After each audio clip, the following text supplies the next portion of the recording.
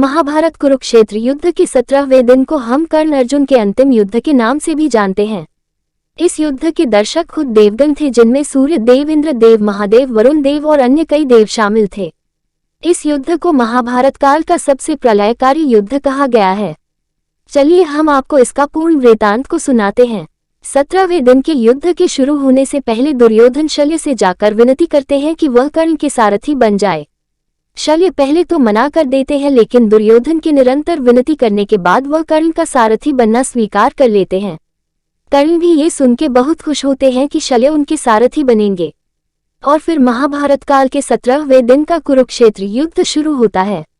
शुरुआत में तो शल्य कर्ण का मनोबल तोड़ने का पूर्ण प्रयास करते हैं। 17वें दिन के युद्ध की शुरुआत में नकुल कर्ण को युद्ध के लिए ललकारते हैं और कर्ण से बुरी तरह से परास्त हो जाते हैं। नकुल की सहायता के लिए अर्जुन कर्ण से लड़ने के लिए आगे बढ़ते हैं। क्योंकि कुंती को दिए वचन के कारण कर्ण नकुल को मार नहीं सकते थे, इसलिए कर्ण को नकुल और पांडव सेना को दूर हटाने के लिए अपने भार्गवास्त्र का प्रयोग करना पड़ता है। इस अस्त्र से कर्ण पांडव सेना के 4000 सैनिकों व मुख्य योद्धाओं का वध कर देते हैं। अर्जुन भी इस अस्त्र को निरस्त करने में असफल रहते हैं और उन्हें भी बाकियों की तरह वहां से भागना पड़ता है। यह अर्जुन की कर्ण के हाथों पहली हार थी।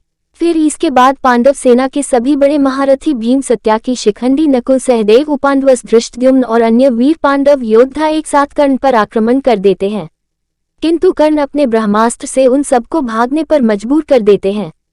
इसी बीच कर्ण और सहदेव के मध्य एक युद्ध छेड़ता है, जिसमें कर्ण सहदेव को बुरी तरह घायल कर देते हैं, किंतु कुंती को दिए वचन कारण कर्ण उसे मार नहीं सकते थे, इसलिए कर्ण सहदेव को जीवित छोड़ देते हैं। इसके बाद कर्ण का पहली बार युधिष्ठिर से सामना होता है। दोनों के बीच युद्ध होता है। शुरुआत में युधिष्ठिर कर्ण पर भारी पड़ते हैं, लेकिन अंत में कर्ण युधिष्ठिर को बुरी तरह से घायल कर देते हैं। कर्ण उन्हें भी कुंती के वचन के कारण मार नहीं सकते थे, इसलिए वे उसे बस 2-3 बातें सुना देते हैं। इसी बीच श्री कृष्ण अर्जुन से कहते हैं कि कर्ण पूरी पांडव सेना का संहार कर रहा है। आज तुम्हें उसे मारना ही होगा, वरना युद्ध आज ही समाप्त हो जाएगा। अर्जुन ये सुनकर श्री कृष्ण से कहते हैं कि वह उनका रथ कर्ण के रथ के आगे ले चलें। इसी बीच भीम कर्ण के पुत्र शमा का वध कर देते हैं। कर्ण भी धृष्टद्युम्न के पुत्र का वध कर देते हैं। जब कर्ण को पता चलता है कि उनके पुत्र सामा का वध हो गया है, तो कर्ण उसका शरीर लेकर युद्धभूमि से बाहर चले जाते हैं। जब कर्ण रंगभूमि पर नहीं होते, तब कर्ण के ज्येष्ठ पुत्र वृषासेन नकुल से युद्ध करता है। कठिन प्रयास के बाद वृषासेन नकुल को बुरी तरीके से घायल कर देते हैं। नकुल की सहायता के लिए भीम आगे आते हैं, किंतु वृषासेन भारी तीर की वर्षा कर भीम को भी घेरे में घेर लेते हैं। यहाँ भीम को अर्जुन से सहायता मांगनी पड़ती है कि अर्जुन वृषासेन का वध कर दे। अर्जुन श्री कृष्ण से उनका रथ वृषासेन के रथ के आगे ले जाने के लिए कहते हैं। वृषासेन और अर्जुन के बीच में युद्ध होता है, जिसमें अर्जुन ये प्रण लेते हैं कि वह आज कर्ण की आंखों के सामने उसके पुत्र का वध कर देंगे। और इसी के साथ अर्जुन अपने 12 बाणों से कर्ण के पुत्र वृषासेन के सर, हाथ और पैरों को उसके शरीर से अलग कर देते हैं, और इस तरह कर्ण के पुत्र वृषासेन की मृत्यु हो जाती है। कर्ण रंगभूमि पर लौट रहे थे और कर्ण की आंखों के सामने ही उनके पुत्र की मृत्यु हो जाती है और कर्ण इसका कुछ नहीं कर पाते। इस दृश्य के बाद कर्ण और अर्जुन में निर्णायक युद्ध छिड़ जाता है। शुरुआत में दोनों सामान्य तीरों का प्रयोग करते हैं, किंतु बाद में दोनों दिव्यास्त्र का प्रयोग करना शुरू करते हैं। वरुण, अग्नि और अन्य अस्त्र एक दूसरे पर छोड़ते हैं। दोनों एक दूसरे के अस्त्रों को निरस्त कर देते हैं। कर्ण समझ जाते हैं कि वह अर्जुन को अपने सामान्य धनुष से परास्त नहीं कर सकते, इसलिए वह अपने विजय धनुष को उठाते हैं और उस पर ब्रह्मास्त्र का आवाहन करते हैं। कर्ण अर्जुन पर ब्रह्मास्त्र छोड़ते हैं, किंतु श्री कृष्ण इस अस्त्र का प्रभाव अर्जुन के रथ पर ले लेते हैं और देखने से लगता है कि यह अस्त्र निरस्त हो चुका है, किंतु इस अस्त्र का प्रभाव इतना था कि अर्जुन और श्री कृष्ण दोनों बुरी तरीके से क्षतिग्रस्त हो गए थे। अर्जुन की ऐसी हालत देखकर भीम रणभूमि पर आते हैं और उनसे कहते हैं कि वह कमजोर ना हो और अपनी पूर्ण शक्ति से आज कर्ण का वध कर दे। अर्जुन के गिरे हुए मनोबल को देखकर श्री कृष्ण खुद उसे कहते हैं कि यदि तुम्हारे अस्त्र कर्ण का वध करने में असक्षम है, तो तुम मेरा ये सुदर्शन चक्र लो और इससे कर्ण का वध कर दो। वह अर्जुन को बताते हैं कि वह पिछले जन्म में नर रह चुके हैं और केवल वही है जो कर्ण का वध कर सकते हैं। इसी बीच युधिष्ठिर रणभूमि पर वापस आते हैं, किंतु कर्ण बाणों की वर्षा कर उन्हें रणभूमि से दूर हटा देते हैं। इसके बाद अर्जुन पुनः कर्ण के सामने आते हैं। कर्ण को रोकने के लिए अर्जुन अपने ब्रह्मास्त्र का आवाहन करते हैं। अर्जुन के इस ब्रह्मास्त्र को कर्ण अपने साधारण 3 बाणों से ही निरस्त कर देते हैं। कर्ण का ऐसा पराक्रम देख पूरी कौरव सेना उनकी जय जयकार करने लगती है। युद्ध चलता रहता है और दोनों एक दूसरे को कई प्रकार से क्षति पहुंचाते हैं। कर्ण अपना एक शक्तिशाली अस्त्र निकालते हैं जो उनके गुरु परशुराम ने उन्हें दिया था, जिसका नाम नागास्त्र था। कर्ण इस अस्त्र को अपने धनुष की प्रत्यंचा पर चढ़ाते हैं और शल्य उनसे कहते हैं कि यह नागास्त्र शत्रु की छाती पर नहीं लगेगा, इसलिए कर्ण धनुष पर इसकी प्रत्यंचा 2 बार चढ़ाएं। कर्ण उनसे कहते हैं कि कर्ण कभी एक धनुष की प्रत्यंचा 2 बार नहीं चढ़ाता। कर्ण को यह भी नहीं पता था कि अर्जुन की मृत्यु की इच्छा किए एक नाग कर्ण के उस अस्त्र पर बैठा हुआ है। कर्ण इस अस्त्र को अर्जुन के ऊपर छोड़ते हैं तो श्री कृष्ण अर्जुन की रक्षा के लिए श्री कृष्ण रथ को 6 इंच नीचे धांसा देते हैं, जिससे यह अस्त्र अर्जुन के मुकुट को क्षतिग्रस्त कर देता है, किंतु अर्जुन को कोई क्षति नहीं पहुंचती। इसके बाद वह नाग कर्ण के पास आता है और उनसे कहता है कि वह अर्जुन की मृत्यु चाहता है, इसलिए वह कर्ण के बाण पर बैठ जाएगा और अर्जुन को अपने विष से मार देगा। कर्ण कहते हैं कि उन्हें किसी नाग की सहायता नहीं चाहिए, वह खुद अर्जुन को मारने में सक्षम है। कर्ण से यह बात सुनकर वह नाग खुद अर्जुन को मारने के लिए अर्जुन की ओर बढ़ता है, किंतु अर्जुन अपने बाणों से उस नाग के टुकड़े कर देते हैं। इसके बाद अर्जुन अपने बाणों से कर्ण की सेना संहार करना शुरू कर देते हैं। वह कर्ण से दूर चले जाते हैं और पूरी कौरव सेना का संहार करने लगते हैं, किंतु कर्ण पुनः उनके सामने आ जाते हैं। संजय धृतराष्ट्र को बताते हैं कि जब अर्जुन कौरव सेना का संहार कर रहे थे तभी अचानक कर्ण उनके सामने आ जाते हैं। कर्ण एक के बाद एक अर्जुन के गांधी दिव्य धनुष की प्रत्यंचा, जो 116 धागों से दिव्य धागों से मिलकर बनी होती है, जिसे काटना नामुमकिन काम होता है, उसे कर्ण 11 बार लगातार काट देते हैं।